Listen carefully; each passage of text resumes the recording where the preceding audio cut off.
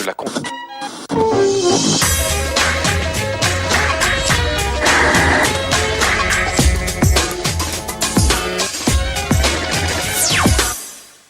Salut à tous, samedi 12h50, plus clair, 9e numéro, bienvenue. Toute l'actu des médias, les coulisses des émissions, des enquêtes et nos invités qui réagiront sur les événements télé de la semaine. Au menu, l'essentiel pour commencer, en images et en 5 minutes, c'est notre Média Mix, notre Zoom.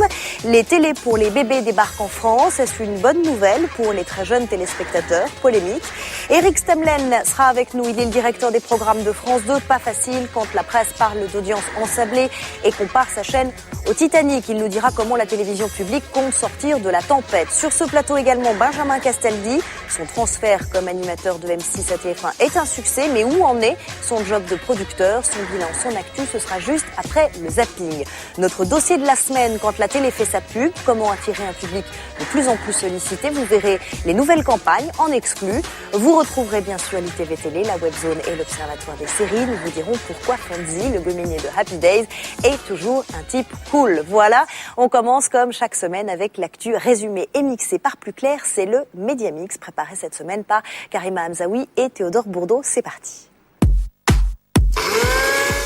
L'actualité de la semaine dans le Média Mix, c'est d'abord l'emballement médiatique autour de l'affaire L'Arche de Zoé. C'est la polémique et la confusion autour de l'association L'Arche de Zoé qui s'apprêtait à évacuer 103 enfants du Tchad vers la France. Une opération qui révèle en tout cas une forme de jusqu'au-boutisme humanitaire et qui comporte ce soir encore bien des zones d'ombre. 16 ressortissants étrangers ont été arrêtés pour enlèvement de mineurs, parmi eux 3 journalistes français. Mercredi matin, nouvel épisode après la première déclaration du chef de l'État. Je vais appeler le président Idriss Déby, je veux le sensibiliser au respect de la présomption d'innocence et à la situation des personnes qui sont là-bas, et notamment des journalistes. Parmi ces journalistes, Marc Garmirian, il tournait pour l'agence de presse CAPA un reportage sur le rôle de l'association L'Arche de Zoé au Tchad. 17h, mercredi, Hervé Chavalier, patron de CAPA, monte au front et contacte d'abord son avocat au Tchad. Il va falloir qu'il y ait une pression sur le plan politique. Écoute, essayons de faire un max. Et moi, je vais essayer du côté de l'ambassade de France aussi de les sensibiliser pour qu'ils puissent nous arranger des rendez-vous avec les autorités tchadiennes au plus haut niveau, quoi.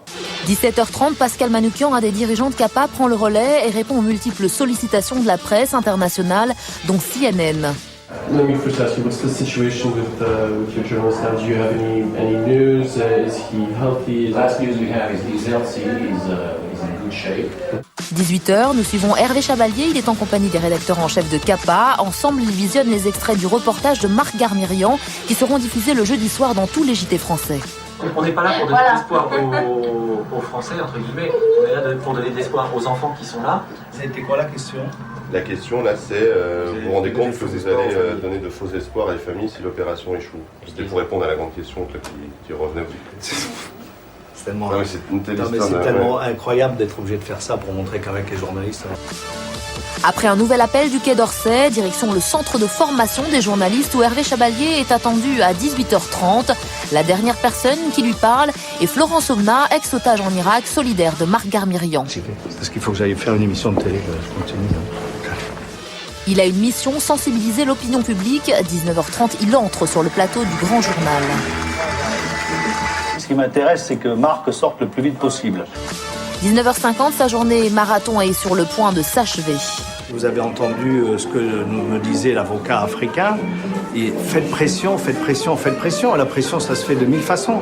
Ça se fait par l'opinion publique. L'opinion publique, elle vient par la télévision.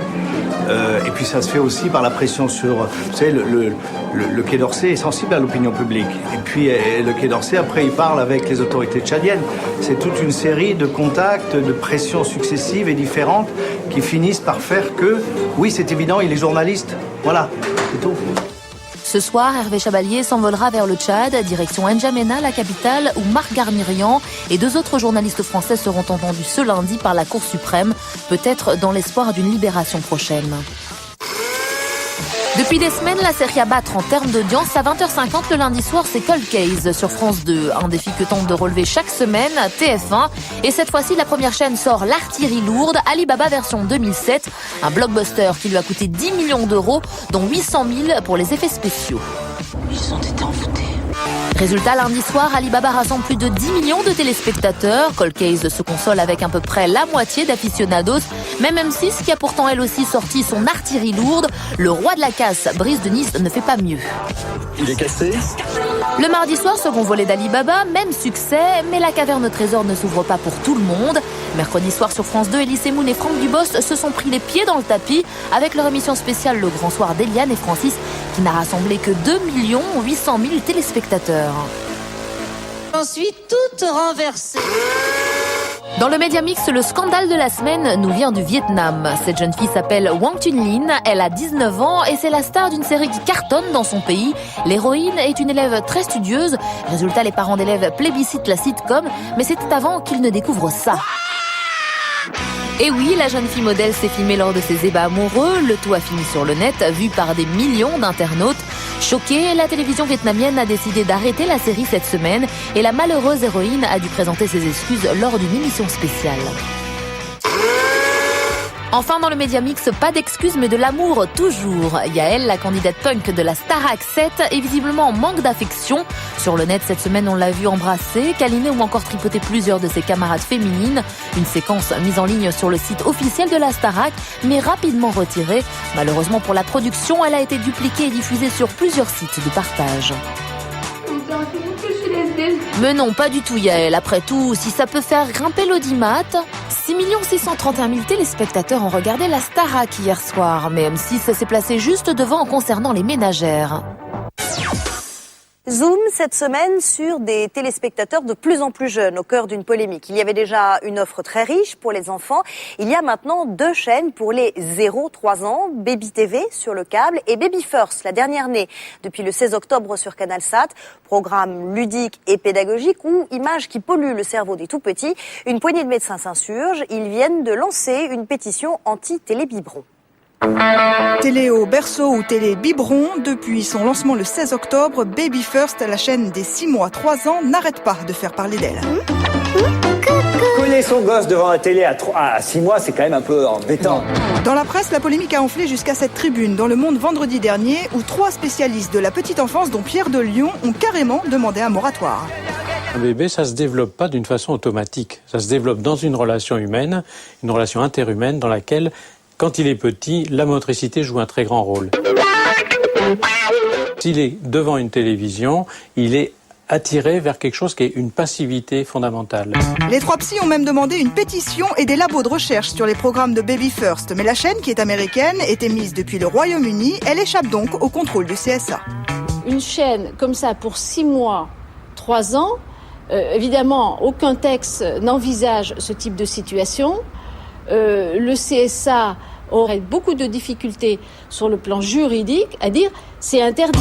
Mais cette levée de bouclier n'étonne pas les fondateurs de Baby First qui, dès le départ, ont dû se frotter aux exigences de l'opérateur français CanalSat, très pointilleux sur les garanties.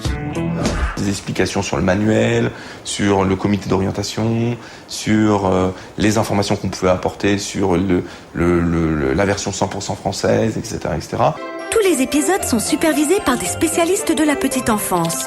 Ils nous ont vraiment monté le processus le plus lourd, je dirais, qu'on a eu à avoir dans les 27 autres pays.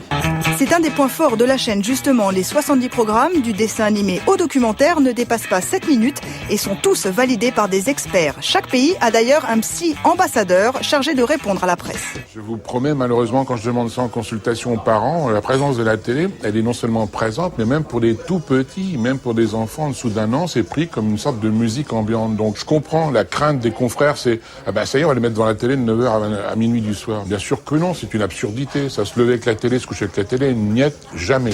Mais la vraie valeur ajoutée de Baby First, c'est l'absence totale de publicité. Les 14 autres chaînes pour enfants diffusées en France ont toutes fini par céder aux annonceurs. La rentabilité de Baby First repose donc uniquement sur les abonnements. Aujourd'hui, la chaîne touche 73 millions de foyers dans 28 pays. Derrière toute télévision, aujourd'hui, notamment derrière des télévisions de cette nature, il y a effectivement du produit dérivé. Et c'est exactement la stratégie de Baby First. On a plus de chances de sortir un livre interactif sur la relation parent-enfant autour de notre programmation, éventuellement un jeu DVD autour aussi de l'interaction, que de mettre de la pub dans notre programmation dans le futur. Les prototypes sont actuellement testés aux États-Unis et les premiers objets devraient arriver en France d'ici 1 an. Le marché de la télé pour les bébés est forcément juteux. La preuve, le mania de la presse, Rupert Murdoch, vient de prendre des parts chez le concurrent de Baby First, Baby TV. Alors, si Murdoch s'y met... Cette semaine, un magazine a comparé France 2 au Titanic. Baisse des audiences, grille hasardeuse, dure à entendre quand on est à la tête de la chaîne, quand on est directeur des programmes. Éric Stemlen est avec nous. Échec, réussite. Il défend une mission de service public. Alors, quelle est sa stratégie pour continuer tout en redressant la barre? On va lui demander tout de suite. Éric Stemlen, bonjour. Merci d'être venu sur le plateau de Plus Clair pour nous parler de cette rentrée de France 2. Quel est le champ d'action d'un directeur des programmes à France 2? Le travail, c'est véritablement de créer de nouveaux programmes, de trouver l'endroit idéal, ce qui n'est pas facile, des fois, voilà. Et puis de se faire plaisir pour faire plaisir aux téléspectateurs. C'est une période, on ne va pas se le cacher, un petit peu difficile. Je vous propose de faire un état des lieux en images et on en parle tout de suite après, si vous le voulez bien. Depuis quelques semaines, France 2 fait couler beaucoup d'encre. France Télévisions ensablé pour Libération, un Titanic nommé France 2 pour Marianne. Ça nous a fait penser au Titanic parce que le Titanic, c'est un paquebot qui a percuté un iceberg et l'eau a envahi compartiment par compartiment ce paquebot réputé insubmersible qui a fini par couler. C'est absolument pas ce qu'on souhaite à France 2. Mais alors, que s'est-il passé? L'inspecteur du service public est sur le coup. Jack Malone, FBI, voici l'agent spécial Spade. Pourtant, tout avait si bien commencé. Le chantier prioritaire de France 2 sera l'avant-soirée, la tranche 17-19h. 9 mois plus tard, ces déclarations font chou blanc. Les 60 secondes du Colisée d'Olivier Mine sont déjà loin et les après-midi de France 2 sont squattés par de vieilles séries, Le Renard et Rex. Des séries qui n'aident pas Laurent Ruquier qui décolle pourtant depuis 10 jours. C'est une affaire réglée, hein? Non, pas tout à fait. En 3 ans, l'audience de la 2 a chuté de 20,5 à 18,5%. Ok, la TNT grappille des parts de marché, la Coupe du Monde de rugby n'arrange rien, mais quand même. La recherche de la différence, du fond, de la valeur ajoutée peut être difficile. Et tout n'est pas si noir. Les deuxièmes parties de soirée de la chaîne fonctionnent bien.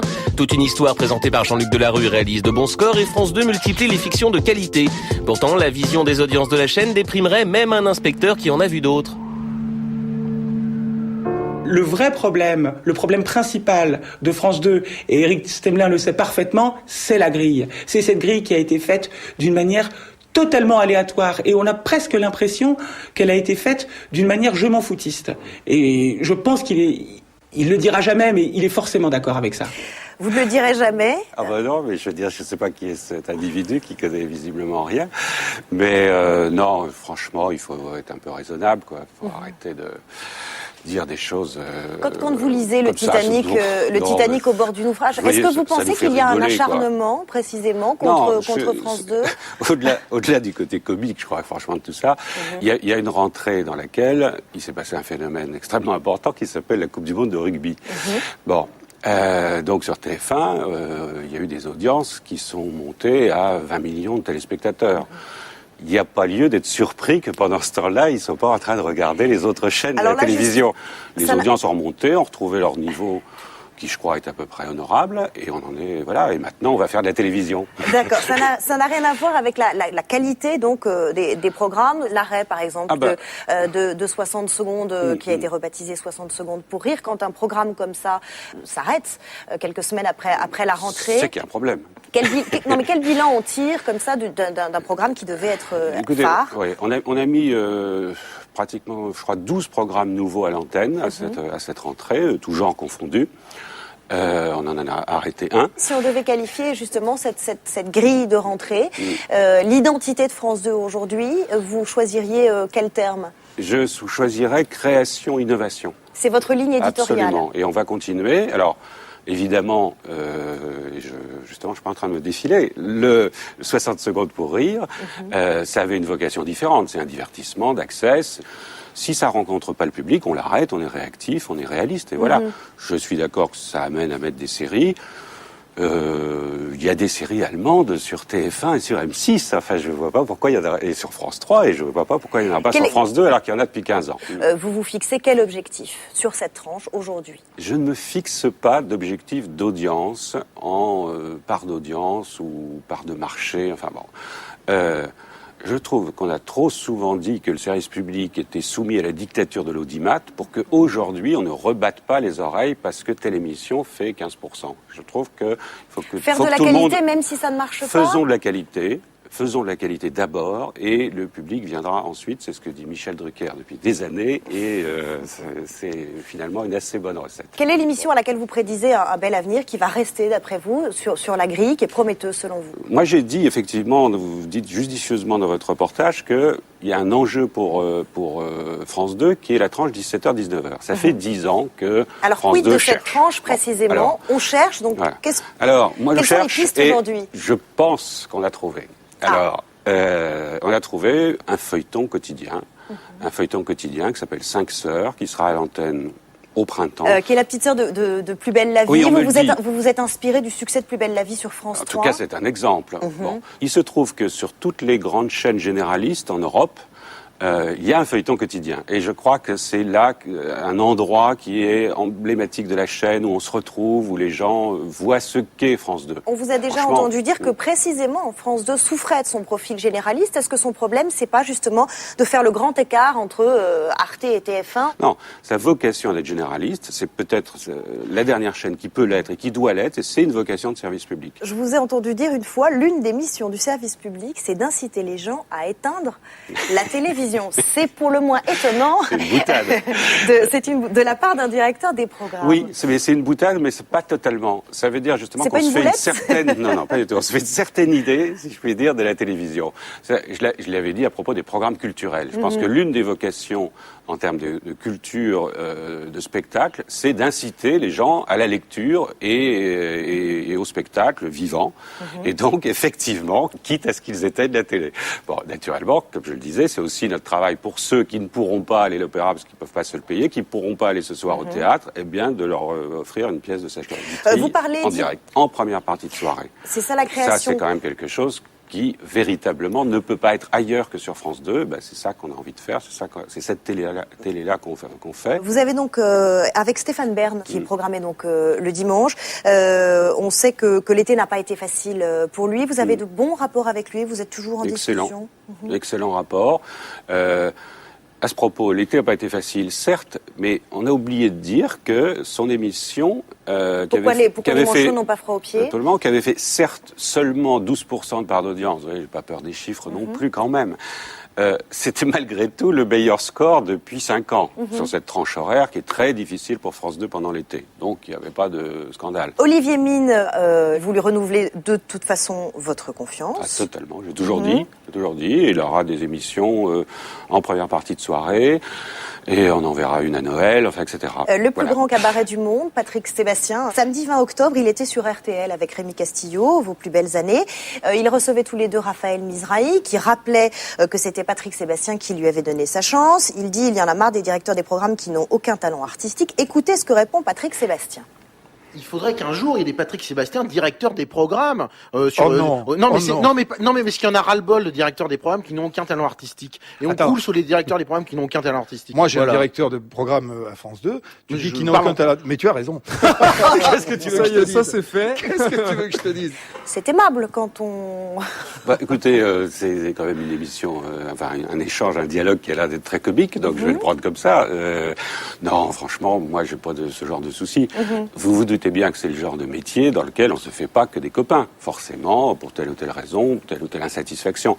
Moi, en tout cas, Patrick Sébastien, quand je vois ses programmes, quand je vois le plus grand cabaret, je suis très content. Son point fort, son point faible, aujourd'hui?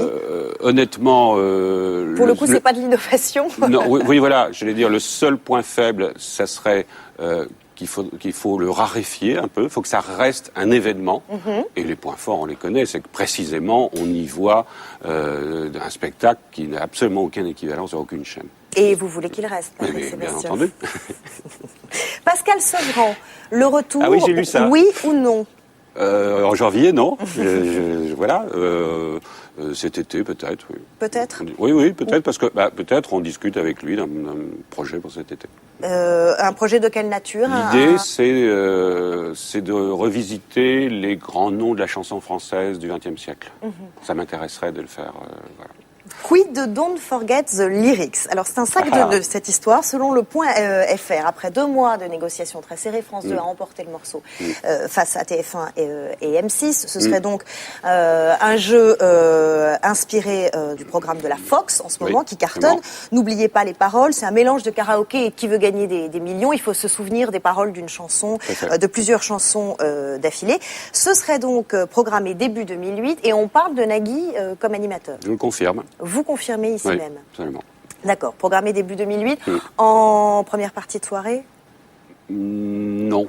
Deuxième partie de soirée? Non plus. Je vais pas vous le dire, mais par contre, on peut faire des spéciales première partie de soirée. Je pense que c'est un format qui mérite, mais avec des chanteurs ou avec des célébrités également qui seraient invitées.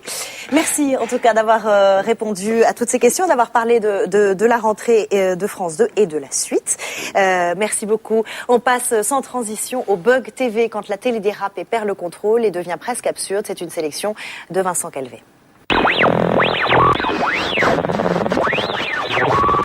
Dans Bug TV cette semaine, difficile de passer à côté du gros bug antenne qui a sévi samedi soir sur France 4. Ray Cox était en direct depuis un festival à Marseille. Et là, plus rien. On a eu droit à 1 minute et 13 secondes de messages d'excuses, puis à une bande-annonce des programmes de la chaîne pendant 6 minutes et 52 secondes. Soit un bug antenne d'une durée totale de 8 minutes et 5 secondes. Du coup, les téléspectateurs ont dû zapper et tomber sur Tenue de soirée sur France 2, mais là aussi, il y avait comme un problème de son cette fois. Pendant plus d'1 minute de chanson de Laurie, on entendait bien plus le public que la chanteuse. Faut dire que les ingénieurs du son qu'on reconnaît à leur gros casque avaient déserté les régies pour danser derrière elle. C'est pas sérieux. Equidia, la chaîne du cheval, à sa matinale animée en direct par Laurent Bromède. Une matinale qui ne semble pas encore bien rodée. Mardi matin, il y avait comme un décalage entre ce que nous dit l'animateur et les informations qui apparaissent derrière lui. La pluie là, oui, je crois il y aura ça c'est une petite erreur. Il y aura pas de pluie cet après-midi théoriquement à Fontainebleau, qui est plutôt 9 degrés que 11, 9-10 degrés après que le ciel soit tombé. Difficile de savoir à qui faire confiance. En tout cas, bonne nouvelle pour l'équipe de cette matinale. On a enfin une pendule. Alors ça, bravo, merci beaucoup. Bonjour la pendule, je vais pouvoir être à l'heure. Maintenant, il faut régler la pendule. Eh bien écoutez, il est 8h43, on va passer 7h43. un petit focus. Jeudi soir, c'était la cérémonie des MTV Europe Music Awards en direct de Munich. La soirée était commentée par l'animatrice China et ses invités, plus les traducteurs. Au final, ça faisait peut-être un peu trop de monde. Après la soirée, très bien, j'ai pu rencontrer tous les artistes, leur parler. C'est qui les la robe traditionnelle cartonne. Aime bien voir les gagnants. Au bout d'1 heure, même les traducteurs avaient vraiment oublié qu'ils étaient en direct. Oui, mais il y en a un que vous ne reconnaissez peut-être pas. À suivre, après la pub, le zapping, l'ITV Télé, Alessandra Sublet, Jean-Luc Lemoyne, l'Observatoire des séries avec Fonzie, le héros gominé de la série Happy Days, la Webzone et Benjamin Castaldi qui nous rejoindra sur ce plateau. Ce sera juste après la pub. Retour sur le plateau de Plus Clair, tout de suite comme promis, le zapping. Quand 2 personnalités de la télé font les questions et les réponses, ça donne Jean-Luc Lemoyne et Alessandra Sublet qui jouent à l'ITV Télé. On regarde. Tu es plutôt Jean-Pierre Foucault ou Michel Foucault? Jean-Pierre Foucault. Michel Foucault, il n'était même pas à l'Académie française, alors que Jean-Pierre Foucault, il a fait l'Académie des Neufs. Avec quelle personnalité t'as-t-on déjà confondu? Avec Daphné Roulier. C'est plutôt un compliment. Hein. Tu préfères faire la 1 de Télé 7 jours ou la 4e de couverture de Libération? Restons humbles, la 4e de couve de Télé 7 jours. Quelle est l'émission que tu regrettes de ne plus voir dans le PAF? Tourner manège. C'est plutôt le journal de Claire Chazal ou le journal du Hard? Petit coquin. Le journal du Hard, même si c'est dommage, il n'y a pas la météo. Si tu devais partir sur une île déserte, tu partirais avec Julien Lepers ou Yves Calvi? Avec Julien Lepers, parce qu'au moins on ferait des jeux. Est-ce que tu kiffes Arlette Chabot? C'est plus fort que ça. L'émission qui te remonte le moral. Celle de Ruquier quand je te vois, chérie. Quel est l'animateur ou l'animatrice du PAF qui est le plus mal habillé? Ah, j'ai encore vu ce matin Gérard Miller. Avec quel animateur du PAF prendrais-tu une douche? Avec toi, ma coquine. As-tu regardé Alibaba avec Gérard Jugnot sur TF1? Ouais, j'aime bien Gérard Jugnot. Et en plus, ça cartonnait. Tu as déjà voté pour un jeu de télé-réalité? Oui, aux dernières élections. Chante-moi ton générique de télé préféré. Ah bah, grosse tête de Jean-Pierre. Quelles sont les initiales de ton pire ennemi dans le PAF? C'est difficile ça. Moi, je vais donner que les initiales pour pas qu'ils se reconnaissent. PPDA. Sur quelle autre chaîne aimerais-tu travailler? Je savais pas qu'il y avait d'autres chaînes à part M6. Es-tu plus fort qu'un élève de 10 ans? Oui, j'en ai envoyé 3 à l'infirmerie. Est-ce que tu t'imagines membre du CSA dans 20 ans? Je suis médiateur, ça serait une suite logique. Tu préfères déguster un plateau d'huîtres avec Guy Carlier ou une choucroute avec Michel Drucker? La choucroute avec Michel, mais je choisis le resto. La télé est-elle l'opium du peuple? Non, mais l'opium est la télé du peuple. Voilà, je vous laisse réfléchir à cette phrase qui ne veut rien dire. Voilà, interview croisée réalisée par Alexandre Pérez. Vous retrouvez Jean-Luc Lemoyne sur France 2, le complice de Laurent Ruquier dans On n'est pas couché, et aussi sur les planches avec son one-man show au théâtre Le Temple. Alessandra Sublet présentera Incroyable Talent, saison 2, à partir du 6 novembre sur M6. Le DVD de la série Happy Days sort enfin en France. Comme Spock ou Bart Simpson, Fonzie, le rocker maladroit et gominé de la série Les Jours Heureux, diffusée dans les années 70, est devenu plus qu'un personnage. C'est une icône de la pop culture. T-shirt, statues, mugs et chaussettes. Comment un héros de série finit au supermarché? Analyse pop forcément de Vincent Calvet.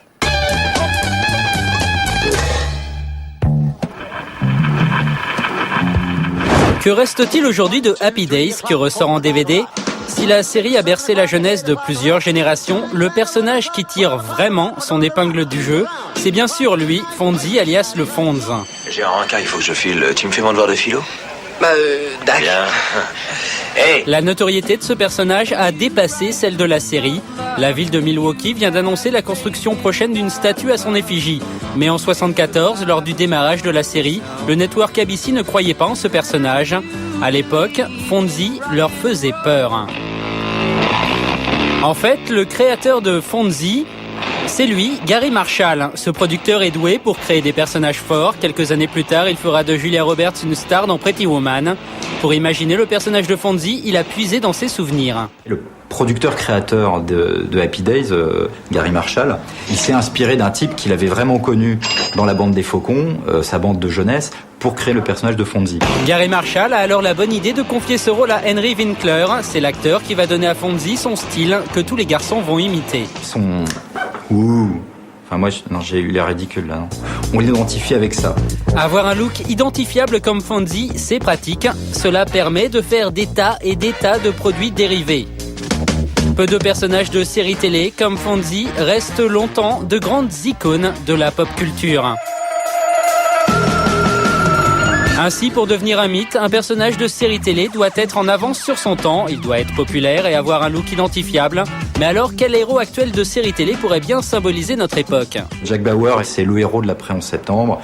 C'est le héros du Patriot Act qui donne le droit aux flics américains fédéraux de faire ce qu'ils veulent au mépris des libertés individuelles.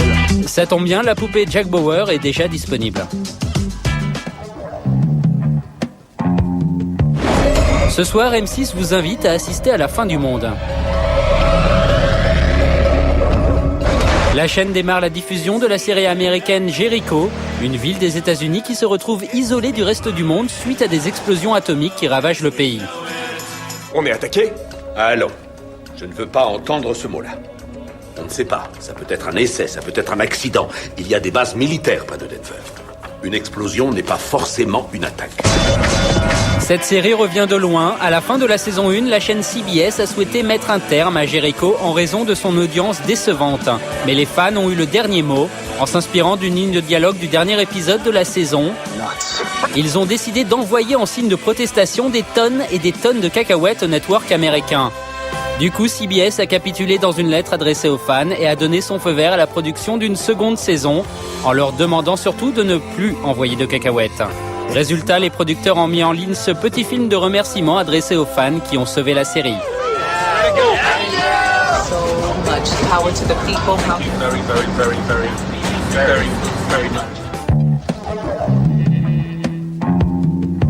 Une nouvelle série comique fait actuellement sensation de l'autre côté de l'Atlantique. Son nom, Samantha Wu. Samantha, c'est elle. Elle sort d'un coma totalement amnésique et doit gérer des relations humaines dont elle n'a aucun souvenir. We haven't spoken in 2 years? Yes, we have. Who said her? Oh, don't listen to her. She's a drunk. What happened? Did we have a fight? I don't recall. How can you not recall? How can you not recall? I have amnesia. You're just lying. On découvre ainsi en même temps qu'elle qui sont ses parents, sa meilleure amie et son petit copain. Okay, I'm gonna live with you, but in a separate room or on the couch, and I am not gonna have sex with you, so you can just get that out of your mind, mister. Sam, hey, what's this one?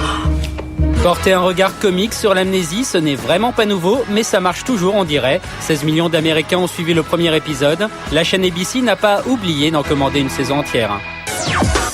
Un contre-cent, le grand quiz du cerveau. Benjamin Castaldi est devenu en un an un des animateurs phares de TF1. Y a-t-il un style Castaldi? Et Benji, producteur, où en est-il? Quels sont ses projets? Nous allons lui poser la question tout de suite, puisqu'il est là. Benjamin, bonjour. Bonjour. Merci d'être sur le plateau de Plus Clair. Oui, toujours un plaisir. On va commencer avec un carton. Samedi dernier, vous animiez le grand quiz du cerveau avec Carole Rousseau, 6 millions de téléspectateurs. Est-ce que vous êtes aujourd'hui un animateur heureux sur TF1 ? C'est extrêmement heureux. Oui. Extrêmement heureux. C'est vrai que j'ai eu beaucoup de chance d'avoir des formats puissants. Et quand on a des formats puissants, généralement on fait des bons scores. Voilà. Donc c'est vrai que ça aide.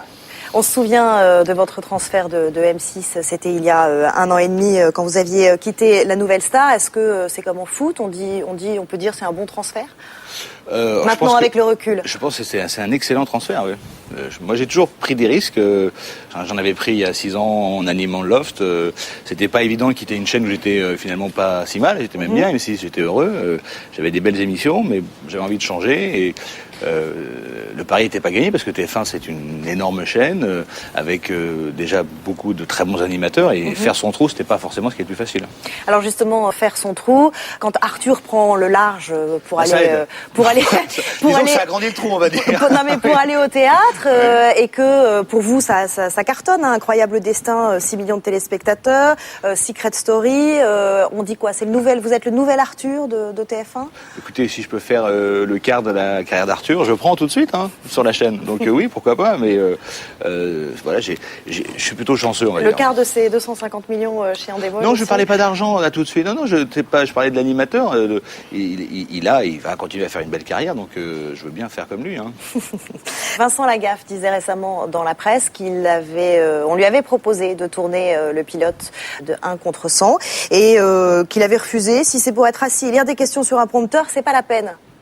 C'est ce que vous faites en présentant un contre 100. C'est-à-dire qu'au prompteur, il y a rien sur un contre 100. C'est d'ailleurs pour ça que c'est très agréable à présenter. C'est qu'on est 6 heures en totale liberté et les questions, je les lis. Donc j'ai pas de questions sur un prompteur.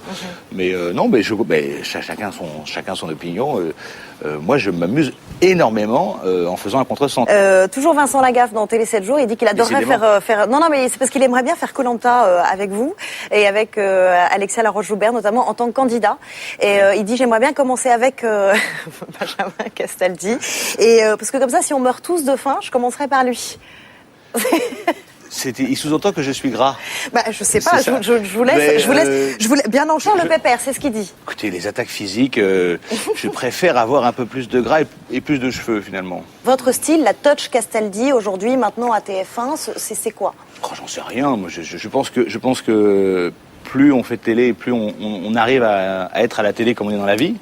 Et qu'avec les années passant, on finit par avoir du métier, et qu'on est libéré du trac, de la pression, et qu'on se sent bien, et peut-être qu'on commence, moi je commence un peu à m'aimer, mais j'ai mis 10 ans, donc à m'aimer, attention. Qu'est-ce que vous pensez avoir apporté là au programme de TF1, et qu'est-ce que vous voulez apporter? Non, mais par exemple, je pense qu'avec Carole Rousseau, je pense que le duo a très bien fonctionné. Le grand quiz du cerveau. J'ai eu beaucoup de plaisir à travailler avec elle, c'est une vraie rencontre, par exemple. Le duo, c'est un truc qui vous plaît?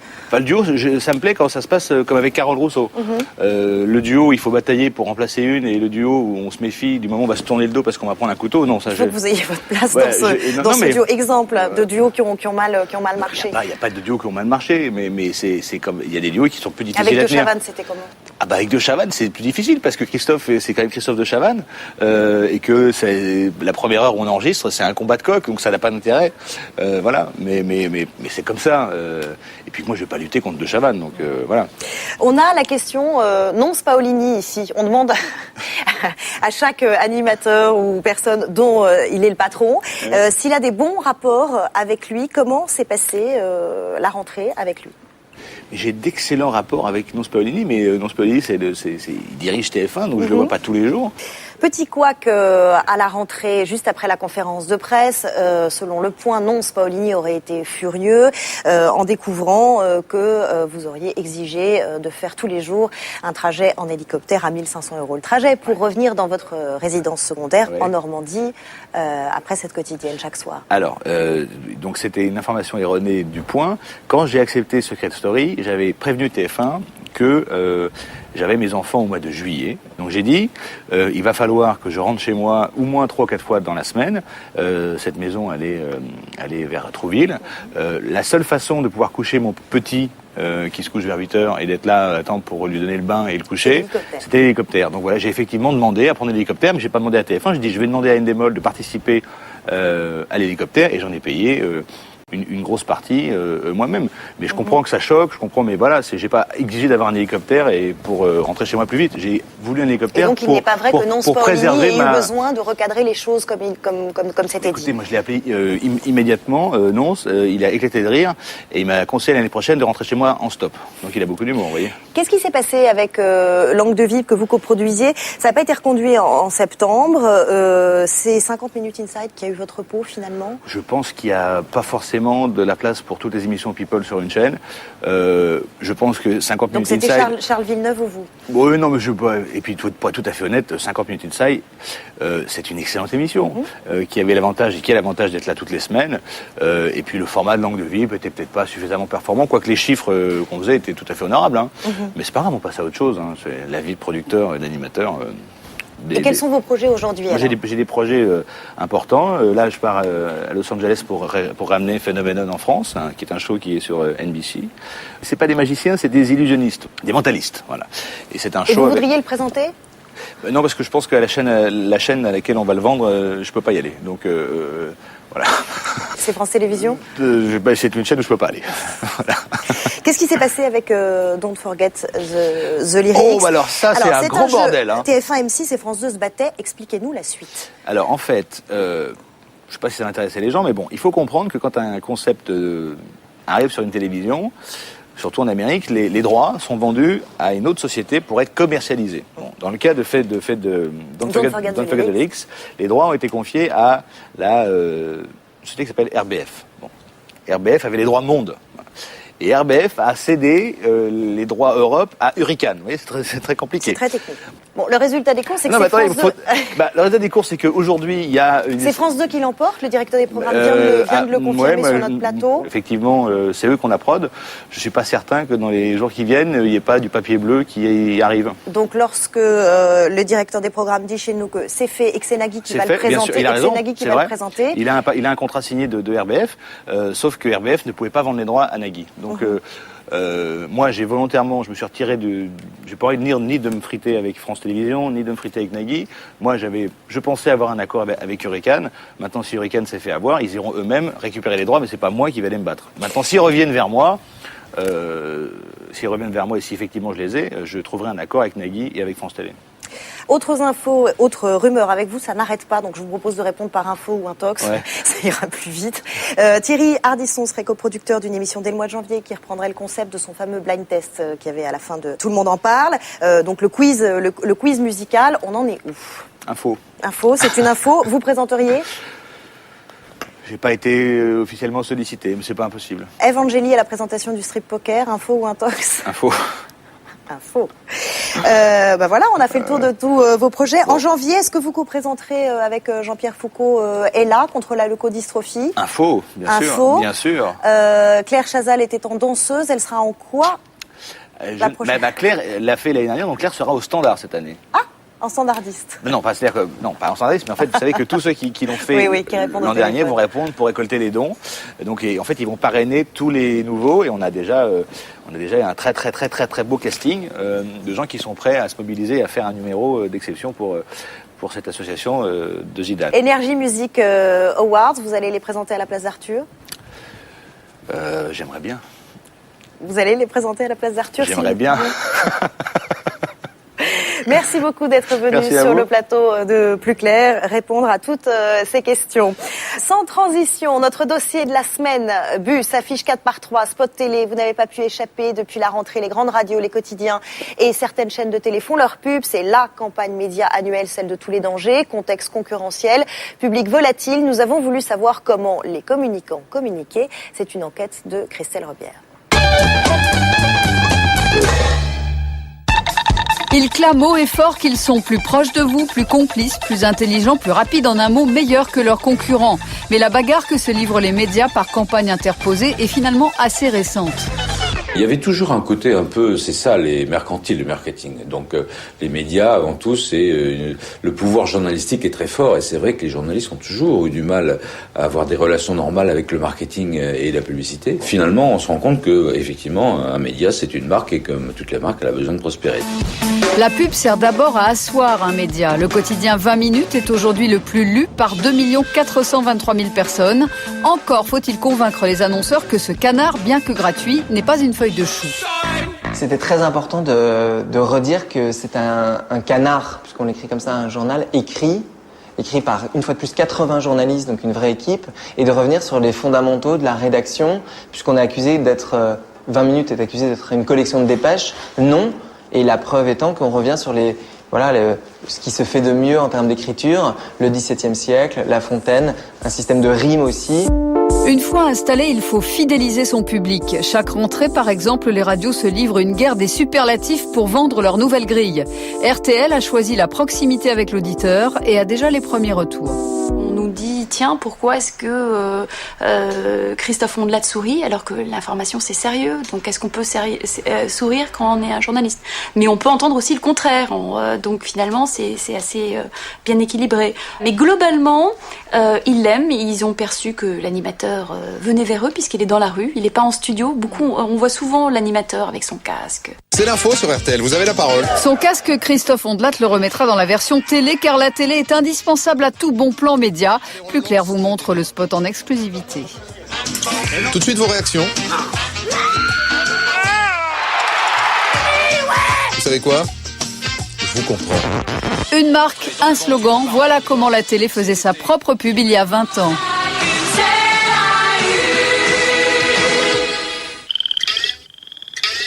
M6, la petite chaîne qui monte. Mais M6, devenue grande comme les autres chaînes, assure maintenant la promotion de ses programmes événementiels. France 2, par exemple, monte en ce moment un plan média autour de sa fiction Guerre et Paix, diffusée à partir du 6 novembre. Même le hall de France Télévisions est mis à contribution. Quand on réfléchit à la promotion d'un programme, on fait de la presse, on fait de la publicité, il y a souvent un mini-site dédié. Nous avons aussi développé une politique dynamique de relation avec les téléspectateurs. Et nous avons donc créé, il y a un an, un club des téléspectateurs qui compte actuellement près de 700 000 membres. Seul Canal+ communique encore sur sa marque en s'offrant de vrais spots de pub. Regardez des moutons. Et puis tu sais quoi? Il tombe amoureux.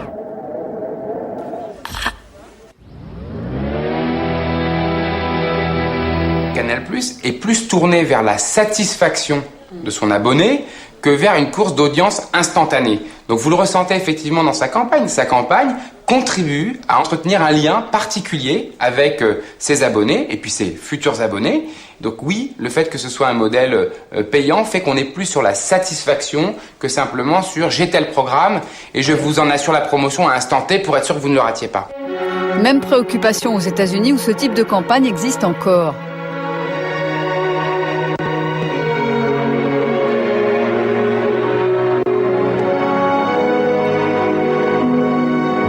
Mais si en France ça a disparu, c'est pour une raison toute bête. Une grande campagne coûte 4 à 5 fois plus cher qu'une campagne multimédia sur un programme. Donc on était obligé de faire des choix et c'est un choix qui, encore une fois, a fait ses preuves et plus utile. Et quand on sait qu'une grosse campagne coûte 1,5 million d'euros, on comprend pourquoi les chaînes communiquent autrement. Chaque semaine, Karima Hamzaoui passe le web au peigne fin. Elle a repéré cette fois-ci un concours très spécial, sponsorisé par un géant du net, récompense 30 millions de dollars, à qui saura faire rouler un 4x4 sur 500 mètres sur la Lune. Vous avez jusqu'au 31 décembre 2012 pour envoyer la vidéo de vos exploits, détails et explications.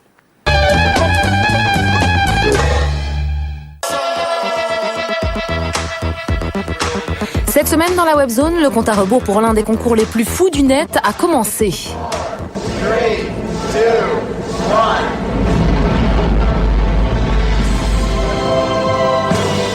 1. Moon 2.0. Join the revolution. Après s'être imposé sur le web, Google s'attaque à la Lune et lance le défi des 7 ans à venir. 30 millions de dollars à qui réussira à envoyer un robot capable de ramener des vidéos ou des photos de la Lune. Autre pari un peu fou, y découvrir de la glace ou de l'eau, ou encore y faire rouler un 4x4 sur 500 mètres. Bref, des images surprenantes qui pourraient bien se retrouver sur YouTube, site de partage. Et comme un robot lunaire, ça coûte de l'argent, ce concours ne s'adresse malheureusement pas aux particuliers, mais aux entrepreneurs qui en ont. Google ou le marketing lunaire, il fallait y penser. Fly me to the moon. À part ça, dans la Webzone, lui, c'est Christophe. Dans la vie, il est graphiste. Ses signes particuliers, fou de blog, de chiffres, de géographie et obsédé par les réactions et les commentaires laissés sur le net. Résultat, sur son propre blog, il lance cette carte qu'il nomme la cartographie diablement subjective et approximative de la blogarchie francophone. Son principe, il nous l'explique. Sur 3000 blogs, j'ai essayé de chercher le nombre de commentaires qu'il pouvait y avoir. Sur les 600, presque 700 blogs qui me semblaient les plus commentés, j'ai compté le nombre de commentaires. Pendant 30 jours, à raison de 8 heures quotidiennes, Christophe remplit ce cahier. Et à la fin, j'obtiens un score par blog qui me permet de définir la superficie de chaque pays, entre guillemets. Un monde divisé en plusieurs catégories, les blogs médias et sociétés, près des blogs conso ou politiques, le tout bordé par les océans médiatiques ou d'indifférence. Christophe crée cette carte pour offrir des clés à ceux qui veulent pénétrer le monde du net. Enfin, dans la Webzone, toujours une question de géographie, mais cette fois-ci posée à une Miss Caroline du Sud aux États-Unis. Vous avez été plus de 5 millions d'internautes à regarder cette séquence qui a cartonné sur le net. Recent polls have shown a fifth of Americans can't locate the U.S. on a world map. Why do you think this is? Some people out there in our nation don't have maps, and I believe that our education, like such as in South Africa and the Iraq, everywhere like such as.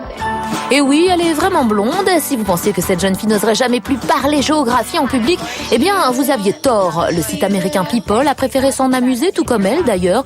Depuis la rentrée, Kathleen, car elle s'appelle Kathleen, présente ce quiz de géo.